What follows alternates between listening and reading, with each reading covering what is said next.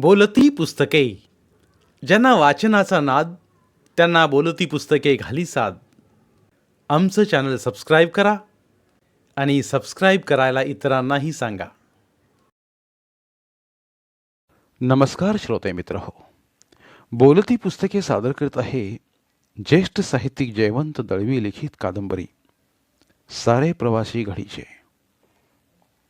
प्रकरण 9. बाबुलीच्या घराण्याशी आमच्या घराण्याचे जे अखंड युद्ध चालू होते, त्यात एक निष्ठेने आमच्या घराण्यामागे उभे राहणारे कितीतरी शेतकरी होते. ही माणसे नेहमीच आम्हाला आमच्यातली वाटायची. झिलू सोनसुरकर, शंकर रगजी, सोनू दुलाजी, भालू चिपकर, कितीतरी माणसे आज नजरेसमोर उभी राहतात. दरवर्षी गणपती यायच्या आदल्या दिवशी झिलू स्वच्छ आंघोळी करून यायचा. गणपती पूजायच्या खोलीत झाडलोट करून जमीन सारवायचा. छताला लोंबणाऱ्या ताटीला नारळ, फुले, फळे बांधून ती सजवायचा. शंकर रगजी हा गावातला प्रख्यात कलावंत. दरवर्षी नागोबा, बाळकृष्ण, हरताळका आणि गणपती या देवदेवतांच्या मूर्ती त्याने करायच्या आणि दादुलेने त्या न चुकता आमच्या घरी आणायच्या. सोनू दुलाजी देवळातल्या साऱ्या उत्सवात मला खांद्यावर घेऊन फिरायचा. त्याच्या खांद्यावर बसल्यानंतर त्याच्या तासलेल्या खरबरीत डोक्याचा हाताला स्पर्श होई तो आजही माझ्या स्मरणात आहे. भालू खरे म्हणजे नजरेने वाईट होता. वाह, छान गुलाब फुललोसा असे त्याने म्हणावे आणि 2 दिवसात गुलाबाचे झाडच सुकावे. काय आंबो मोहरावलोसा असे त्याने म्हणावे आणि मोहर गळून पडावा हे ठरलेलंच. तरी हा म्हातारा काठी टिकीत रोज आमच्या घरी यायचा आणि आमच्या पूर्वजांच्या सद्वर्तनाचे पाडे वाचायचा. या भालूमुळे आमची पावले ठीक पडतात. आमच्या घराण्याच्या पूर्वापार चालीरीतीने तो स्मृती करून देतो असे आबा कृतज्ञतेने म्हणायचे. एका निष्ठेने ही आणि इतर अनेक माणसे आमच्या घराण्याला बांधलेली होती. यांना आमच्याकडून काय मिळायचे? उलट आता विचार केला म्हणजे वाटते जमीनदार या नात्याने त्यांच्या श्रमावरच आम्ही जगलो, वाढलो. तरी या साऱ्या माणसांनी आमच्यावर प्रेमाची खैरात केली. कशासाठी? काही नाही. कसलीही अपेक्षा न धरता त्यांनी फक्त निष्ठा तेवढी उरात ठेवली. असली माणसे आता कुठे सापडणार? दारिद्र्यात वाढलेली आणि अखेरपर्यंत दारिद्र्यातच राहिलेली ही माणसे कधी विकली गेली नाहीत. खरे म्हणजे यातल्या कुणीही आमच्याशी नुसती पाठ फिरवली असती तरी बाबुलीने त्यांना झेलून घेतलं असतं. त्यांच्या पोटा पाण्याची सोय केली असती. पण ताठ करण्याची माणसं ती. आमच्या घराण्याखातर त्यांनीही बाबुलीच्या घराण्याची पिढ्यानपिढ्या वैर जोपासलं होतं. झाडामाडांच्या भांडणावरून प्रत्यक्ष मारामारीचा प्रश्न येवो, बाबुली विरुद्ध कोर्टात खोटी साक्ष देण्याचा प्रश्न येवो किंवा बाबुलीचे नाक कापण्यासाठी केशाचा माराला निवडून देण्याचा प्रश्न येवो, ही माणसं पुरेपूर आत्मविश्वासाने आबांच्या पाठीशी उभी राहत. बाबुलीच्या घराण्याशी असलेले आमचे वैर म्हणजे अतोनात कैफ चढवणारे एक मद्य होते. या 2 घराण्यात हे वैर कसे आणि कधी निर्माण झाले कुणाला सांगता येणार नाही.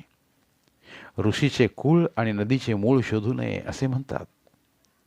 बाबुलीच्या घराण्याशी आमच्या घराण्याचा जो पिढ्यानपिढ्यात तंटा बकेडात चालत आला आहे त्या बाबतीतही तसेच म्हणता येईल. आज पोटा पाण्यासाठी मी परगावी येऊन राहिलो आहे म्हणून अनेकदा मी तटस्थ मनाने विचार करतो. माझ्या मनालाच प्रश्न करतो, या 2 घराण्यात हे वैर का? कशासाठी? पण उत्तर सापडत नाही. कदाचित कधी सापडणारही नाही. तंटा मुळात कुठे आणि कधी सुरू झाला याचा मलाच का आबांना पण पत्ता नव्हता. त्यासंबंधी मी कधीच काही त्यांच्या तोंडून ऐकलं नाही. खरे म्हणजे आबा खुद्द तंट्यात एवढे गुरफटलेले असत की त्यांना त्याच्या मुळाशी जाण्याचा विचारच कधी सुचला नसावा. मला समजू लागल्यापासून पाहत होतो आमचे घर बाबुलीच्या नावाने आणि बाबुलीचे घर आबांच्या नावाने सारखे बोटे मोडीत असे. त्यात योग्य अयोग्य किती होते, इष्ट अनिष्ट किती होते याचा कुणीच कधी विचार केला नाही. खरं सांगायचं म्हणजे मीही गाव सोडून जाईपर्यंत या गोष्टीचा कधी गंभीरपणे विचार केला नव्हता. नाही म्हणायला मी इंटर झाल्यानंतर एकदा गावी गेलो होतो. त्यावेळी धुंद करून टाकणारी एक रोमॅन्टिक कल्पना मला सुचली होती. या 2 घराण्यातले जुनाट वैर एका फटक्यात नाहीसे करावे अशी सिनेमा नाटकात दिसणारी कल्पना मी मनात घोळवली होती. त्याचे असे झाले. इंटरची परीक्षा झाल्यानंतर मी मुंबईहून गावी गेलो होतो. त्यावेळी माझे झाले एवढे शिक्षण खूप झाले असे समजून आबा माझ्या लग्नाच्या गोष्टी काढीत होते. त्याचवेळी बाबुलीची मुलगी मी अगदी आकस्मिकरित्या रवळनाथाच्या देवळात पाहिली. विठा तिचे नाव. ती परकरी असताना मी तिला अनेकदा पाहिलं होतं, पण त्या पाहण्यात अर्थ नव्हता. प्रथमतः बाबुलीची मुलगी हे लक्षात येताच झटक्याने नजर फिरवून तिसरीकडेच पाहायची मला सवय लागलेली होती. त्यामुळे बाबुलीची विटा इतकी देखणी असेल याची मला कल्पना सुद्धा नव्हती. पण तिला रवळनाथाच्या देवळात पाहिली तेव्हा मी अक्षरशः थक्क होऊन गेलो. वयात येताच ती रूपाने आणि अंगाबांध्याने इतकी सुंदर दिसेल अशी मला कल्पनाही नव्हती. ती नजरेत येताच काही काळ का होईना, पण मी आमच्या 2 घराण्यातलं वैर तत्काळ विसरलो. तिला मागणी घालावी असा धुंद विचार लाडीकपणाने मनाला छळू लागला. हा विचार चालू असतानाच तिच्याशी लग्न करून मी सुखात आहे, बाबुली आमच्या घरी येऊन जेवण झोडतो आहे, आबा बाबुलीच्या पंक्तीस बसून मटण वडे झोडत आहेत, अशी रम्य वाटणारी स्वप्नाळू चित्रे मी मनचक्षूंसमोर खेळवीत होतो. इतकेच काय, विटा हे तिचे जुनाट, गावढळ आणि अरसिक नाव बदलून स्नेहप्रभा असे तिचे नाव ठेवण्याचेही मी पक्के केले होते. पण बाबुलीकडे प्रत्यक्ष जाऊन मागणी घालणे मला शक्य नव्हते. त्याच्या घरी जाणे मला कसेसेच वाटत होते. शिवाय आबांनाही ते आवडले नसते आणि एवढेही करून गेलो असतो तर मागणीचे बोलणे मला करता आले नसते. स्वतःच्या लग्नाच्या गोष्टी मुलीच्या बापाकडे जाऊन स्वतःच करणे ही मोठी कठीण गोष्ट. मला तरी त्यावेळी ती तशी कठीण वाटली. म्हणून मी बाबुलीला एक अगदी खाजगी स्वरूपाचं पत्र लिहिलं. त्या पत्रातला संपूर्ण मजकूर आज मला आठवत नाही, परंतु या 2 घराण्यातले चालू असलेले वैर आता संपुष्टात आले पाहिजे. आपण शेजारी आहोत.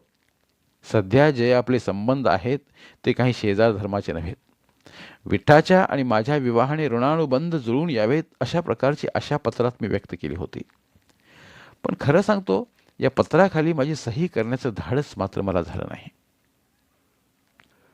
कुणीतरी एक तिराईत बाबुलीला हे पत्राद्वारे सुचवतो आहे अशा धाटणीत मी ते पत्र लिहिलेलं आणि खाली आपल्या घराण्याचा हितचिंतक एवढंच लिहून पत्र पोस्टात टाकलं. 3ऱ्या दिवशीच पोस्टाने मला लखोटाबंद पत्र आले.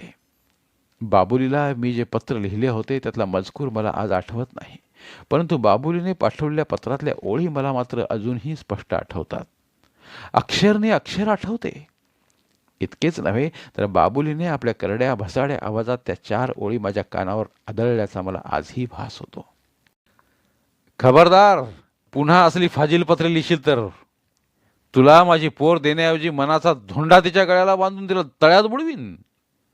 याद राखून ठेव, तिच्यावर डोळा ठेवशील तर मुर्दा पाडीन. बाकी तुझा मुर्दा पाडून त्याचं करायचं काय?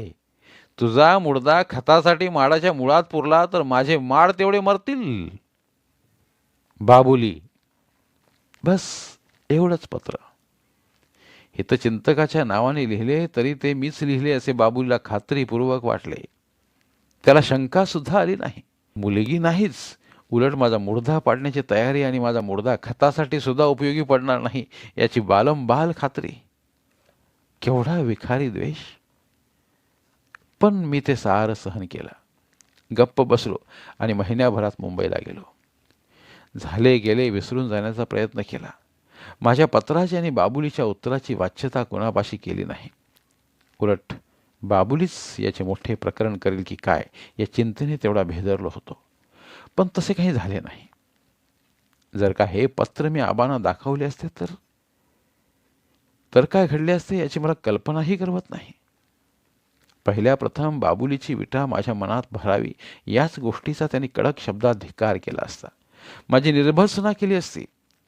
त्याही पुढे जाऊन मी बाबुलीला पत्र लिहिले आणि विटाला मागणी घातली. हे पाहून तर त्यांनी माझी कानशिलेच रंगवली असती. पण त्याचबरोबर माझा अपमान करणारे बाबुलीचे पत्र त्यांना नवीन आव्हान देणारे वाटले असते. कदाचित एक पाऊल पुढे जाऊन मिशावर मूठ ओढीत ते म्हणाले असते, विठ्ठाची संमती असेल तर आण तिला पळवून. भडवा बाबुली काय करतो ते बघतो. पुढल्या साऱ्या परिणामांकडे पाहून मी औंढा गिळला. आव्हान प्रति आव्हानात शिवी गाळीत आणि कोर्ट खटल्यात बिचाऱ्या विटाचा बळी नको, अशा विचारानेच मी गप्प बसलो. आता वाटते त्यावेळी मी केले ते योग्य केले. दाखवला तो समंजसपणा योग्यच होता. अशा चमत्कारिक द्वेषाच्या फेऱ्यात त्यावेळी आम्ही सापडलो होतो. खुद्द माझ्या जन्माच्या वेळी सुद्धा हेच फेरे प्रबळ होते. विटाची वरची बहीण वत्सला आणि मी यांचा एकाच दिवशीचा जन्म. माझ्या आईला मुलगी व्हावी म्हणून बाबुलीने नवस केले होते आणि बाबुलीच्या बायकोला मुलगी व्हावी म्हणून आबांनी नवस केले होते. एकाच देवापाशी दोन घराण्यांनी परस्पर विरोधी नवस करून खुद्द देवालाही पक्षकार करून घेतले होते. अखेर आबांच्या सुदैवाने आणि बाबुलीच्या दुर्दैवाने आबांना मी झालो आणि बाबुलीला मुलगी झाली. तेव्हा आबांनी बाबुलीच्या कांठळ्या बसतील एवढ्या फटाक्यांच्या माळा लावल्या होत्या म्हणे, आणि पुन्हा वर मुलगा होईल या आशेने आणून ठेवले फटाके सांगशील त्या किमतीला विकत घेईन, असा झुमरा निरोप बाबुलीच्या कानापर्यंत पोहोचता करायला आबांनी मागे पुढं पाहिलं नव्हतं. माझ्याच जन्माच्या वेळी बाबुलीला आणखी एक दणका बसला होता. माझा जन्म झाला आणि आबा व बाबुली यांच्यातला 2 माडांचा एक जुनाट खटला आबांच्या बाजूने झाला. आमचा विजय झाला. या 2 मांडाचा खटला आमच्या गावातच काय पण तालुक्यात आणि जिल्ह्यात ही ख्याती पावलेला होता. लोक म्हणत, माड ते कसले, आणि त्यातही पुन्हा सारा वाद 2 माडांचा. पण आबा आणि बाबुली यांना त्यावेळी समंजसपणाचा एक शब्दही ऐकू येत नसे. आमच्या आणि बाबुलीच्या जमिनीचे 2 तुकडे एके ठिकाणी एकमेकांना बिलगून होते. 2 कुणगे जिथे एकमेकांना बिलगत होते तिथे एक मेर होती आणि बरोबर त्या मेरेवर माडांची 2 झाडे होती.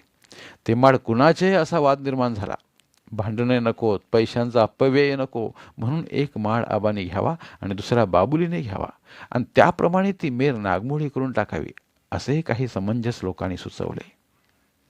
पण त्या दोघांनाही ते पटले नाही. दोघांनीही कमरा कसल्या. माडावरचे नारळ पाडायची पाळी आली म्हणजे तर शिवीगाळ आणि मारामारी त्यांना अक्षरशः होती. दोन्ही पक्षांचे कुळवाडी त्या माडांच्या मुळाशी एकमेकांना बडवीत असत. पुढे पुढे तर माडांचा वाद किरकोळ ठरला आणि त्यानिमित्त झालेल्या मारामारीचे खटले प्रमुख ठरले. एकदा तर म्हणे कहरच झाला होता. बाबूजी नारळ काढण्यासाठी 4 झिलगे घेऊन आला आणि एका माडावर एकामागून एक 4 झिलगे वर चढले. एवढ्यासाठी की नारळ खाली पडल्याचा आवाज येताच आबा तिथे हजर होतील आणि मग दमदाटी करताच सर्वात वरचा कुळवाडी कदाचित घाबरून उतरण्याचा प्रयत्न करेल. म्हणून त्याला धीर देण्यासाठी आणखी 3 कुळवाडी त्याने एकामागून एक असे वर चढवले. पहिला नारळ पडण्याआधीच आबा तिथे हजर. आवाज दणदणून सोडणाऱ्या आपल्या आवाजाने त्यांनी सर्वांचा उद्धार केला आणि माडावर चढलेल्या झिलग्यांना ताबडतोब खाली उतरण्याची ताकीद दिली. पण मेरेच्या पलीकडे बाबुली हातात काठी घेऊन उभा होता. तो आरडाओरडा करून झिलग्यांना धीर देत होता. या झटापटीत वरच्या एका झिलग्याने एक नारळ खाली टाकला. नारळ खाली पडताच आपल्या मस्तकीचा तुरास तुटून खाली पडावा तसे आबांना वाटले. त्यांनी तत्काळ कुऱ्हाड आणवली आणि ती हाती घेऊन स्वतः माडाच्या मुळावर पटापट घाव घालायला सुरुवात केली. त्याबरोबर झटपट मात्रा लागू पडली. टिचकी मारताच मुंग्या खाली पडाव्यात तशा त्या झिलग्याने झफाझफ खाली उड्या टाकल्या. पण खाली पडलेल्या एकुलत्या एका नारळासाठी ज्या मारामाऱ्या झाल्या त्या थेट पुढे वरिष्ठ कोर्टापर्यंत गेल्या. जमीन मापण्यासाठी आणि माड पाहण्यासाठी सरकारी अंमलदार येत. खरे खोटे साक्षीदार दोन्ही बाजूनी उभे राहत. नानू कांबळी, झिलू सोनसुरकर, शंकर रगजी, सुनू दुलाजी, भालू चिपकर वगैरे काही ठराविक माणसे कोणत्याही खटल्यात आमच्या वतीने विश्वासू साक्षीदार म्हणून उभी राहत. या अंमलदारांना आपल्या घरी नेऊन त्यांना जेवणे देण्यासाठी उभय पक्षांची मोठी धडपड चाले. एखादा अंमलदार आपल्या घरी आला की बाबुली पक्षपाताची तक्रार थेट वरिष्ठांपर्यंत ने आणि दुसरा एखादा अधिकारी बाबुलीकडे गेला म्हणजे आबा वरिष्ठांचे कान फुंकीत. असे करता करता या 2 माडांपायी कोर्ट कचेऱ्या म्हणजे आबा बाबुलींची माहेरघरे बनली. वादी प्रतिवादी कैफियत फैसला या शब्दांचा दोन्ही घरात जप होऊ लागला आणि ते शब्द उच्चारताच दोघांनाही अवसान चढू लागला. शेवटी दीर्घ कालानंतर निकाल लागला तो आबांच्या बाजूने. दोन्ही माड आबांस मिळाले. निकालाप्रमाणे ते आबांना मिळाले खरे, पण ते माड आबांना लाभले नाहीत. कोर्टात खटला चालूच होता. तेव्हापासूनच ते दोन्ही माड सुकू लागले होते. खटल्याच्या निकालानंतर आबाने प्रेमभराने आपल्या माडांकडे पाहिले, मात्र त्यांच्या डोळ्यात क्वचित दिसणारे अश्रू पापण्यांमध्ये एकदम झिकझिकले. चष्म्याच्या खालून उपरण्याचे टोक घालून त्याने आपले डोळे टिपले. दोन्ही माडांची चुडते गळून पडली होती आणि सुकून ताट झालेले शेंडे सोट उभे होते. झाडा माडांचा ह्या असाच न्याय निवाडो केलो म्हणजे जगाचीच नाही ती. 90 उलटले की एका वृद्ध कुळवाड्याने आपले सनातनी सिद्धांत आबांच्या कानी घातला होता. पण आबांना तो पटला नसावा. त्याने ते मेलेले माड तसेच उभे राहू दिले. पण पुन्हा बाबुलीने आपली नांगी वर केलीच. ज्याला त्याला तो तिथे घेऊन यायचा आणि म्हणायचा, बघा बघा, वाळव्यानं कोर्टात जाऊन काय मिळालं आता? 2 मेलेले माड तोडून कर म्हणतो वासे. बाबुलीचे हे शब्द आबांच्या कानी येताच आबांचे मस्तक पुन्हा एकदा तापले. त्यांनी ताबडतोब 2 कुळवाडी बोलावले आणि हुकूम सोडला, तोडा, तोडून टाका हे माड. वासे फुकट गेले तरी बेहतर, पण दोन्ही माड बाबुलीच्या जमिनीत पडूक होय. निदान 2 तरी आंब्यांची कलमा माडाखाली मोडून पडूक होई. 5-5 रुपये देतलं. झालं. अवघ्या अर्ध्या तासाच्या अवधीत आबांचे 2 माड बाबुलीची 3 कलमे जमीन दोस्त करून आडवे झाले. त्यासाठी पुन्हा नवीन खटला सुरू झाला. त्यातून आणखी किती खटले उद्भवले आणि त्यांचे निकाल कधी लागले हे मलाही आता फारसे स्मरत नाही. अर्थात खटले नसले म्हणजे हे 2 महान पुरुष स्वस्थ बसले असे कधीच घडले नाही. जुन्या फिर्यादीची तारीख फार पुढे पडलेली असली म्हणजे त्या काळात म्हणा, अगर एका फिर्यादीचा निकाल लागून दुसरी फिर्याद गुदरण्यापर्यंतच्या काळात म्हणा, आबा आणि बाबुली कधी स्वस्थ बसलेले मला स्मरत नाहीत. एकमेकांच्या गोठातल्या लोकांनाही त्यांची वारंवार झळ लागत असे. जे शहाणपणाचे मूळपासून तटस्थ राहत असत तेच सही सलामत असत.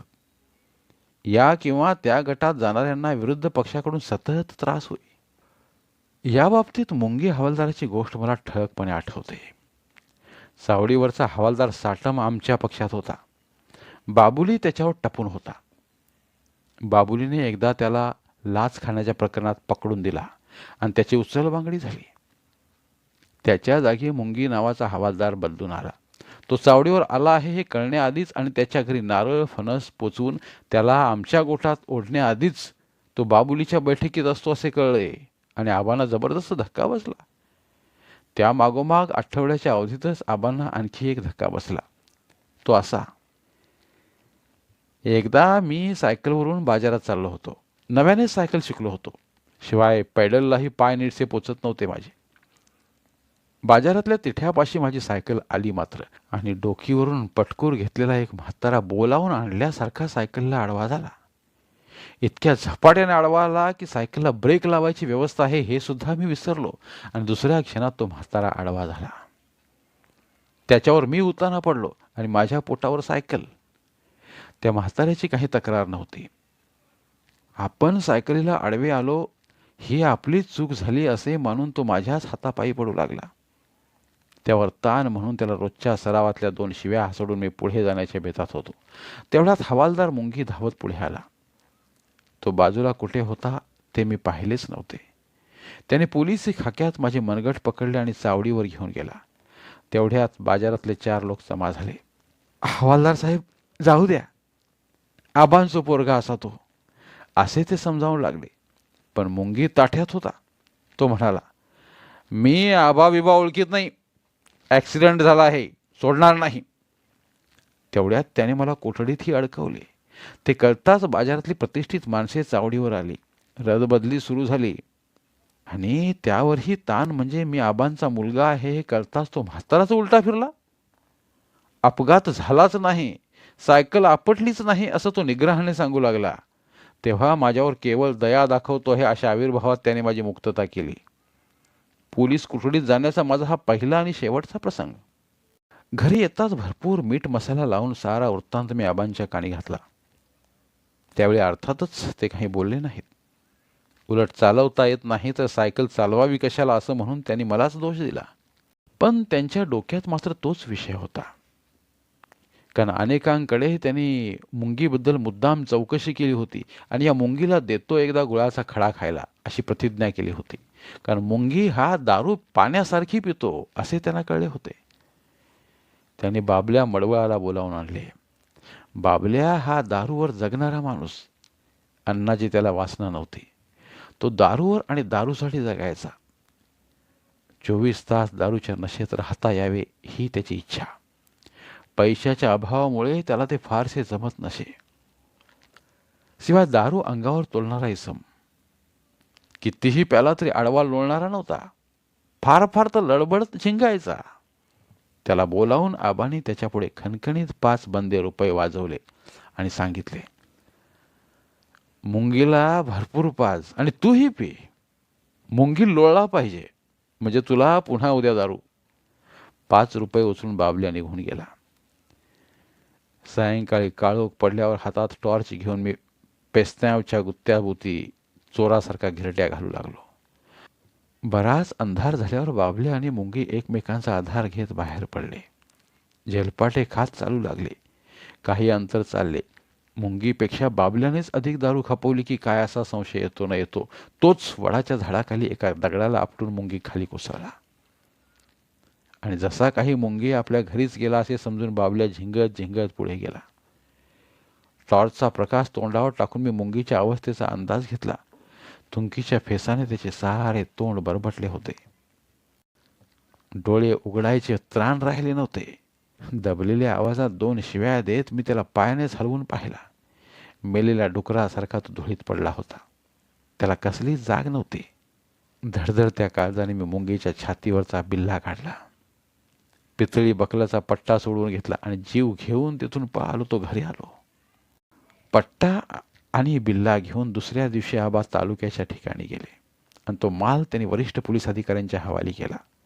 मुंगी दारू पिऊन अस्ताव्यस्त पडला होता आणि बिल्ला व पट्टा त्याने फेकून दिला होता असेही त्यांनी वरिष्ठांच्या कानी घातले.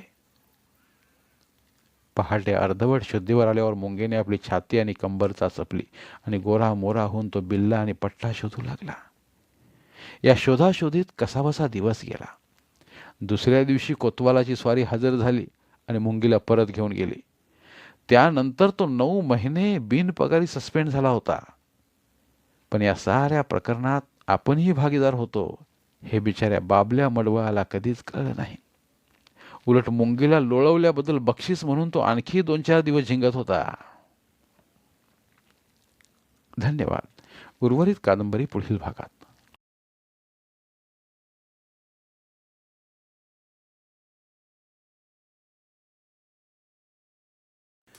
धन्यवाद.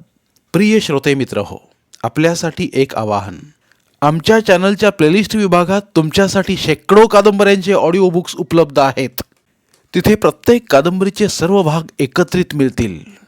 त्यामुळे सध्या सुरू असलेल्या क्रमशः कादंबरीच्या पुढील भागासाठी वाट पाहण्याची गरज नाही. तुमच्या वेळेनुसार तुम्ही संपूर्ण कादंबरी सलगपणे ऐकू शकतात आणि साहित्याचा आस्वाद घेऊ शकता. कृपया आमच्या चॅनलच्या होमपेजवर जाऊन प्लेलिस्ट चेक करा आणि तुमची आवडती कादंबरी निवडा. धन्यवाद.